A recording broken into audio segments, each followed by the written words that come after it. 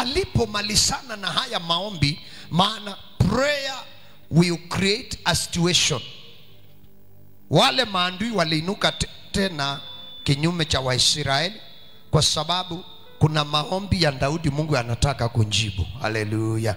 Ninaposimama hapo na kutangaza, kuna vita Mungu ata create kwa kambi ya watesi wako, maana Mungu anataka kujibu maombi ya mtu.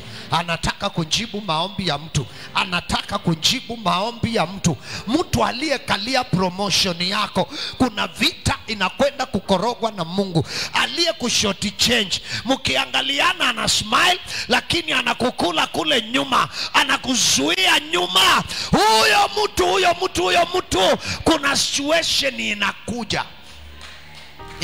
Leo nimekuja kuomba situation za kuvurunga wavurungi, wanaonyanyasa watu wa Mungu. Walipoinuka, mfalme Sauli akachukua silaha na wakaenda kwa vita. Anjui ni maombi ya Daudi na msukuma.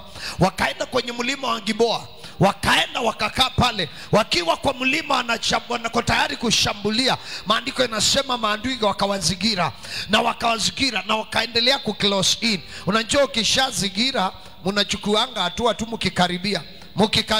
Akaangalia akaona wamefika, akaambia hambeara wake, naomba uchukue panga huu wangu uniue. Hambeara akamwambia hapana. Akamwambia niue, afadhali nikufe mikononi mwako, maana Wafilisti wakinishika watanitesa. Akakataa. Alipokataa, Sauli achukua upanga akajiua mwenyewe. Hiyo kalamu likanzo nayo, hiyo ndio kalamu utaandika resignation letter.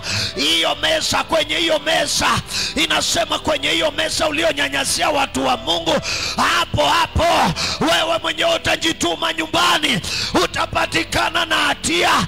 Ukihukumiwa utapatikana na hatia. Na mahali pako mchana wa leo tunapatia mtu mwingine.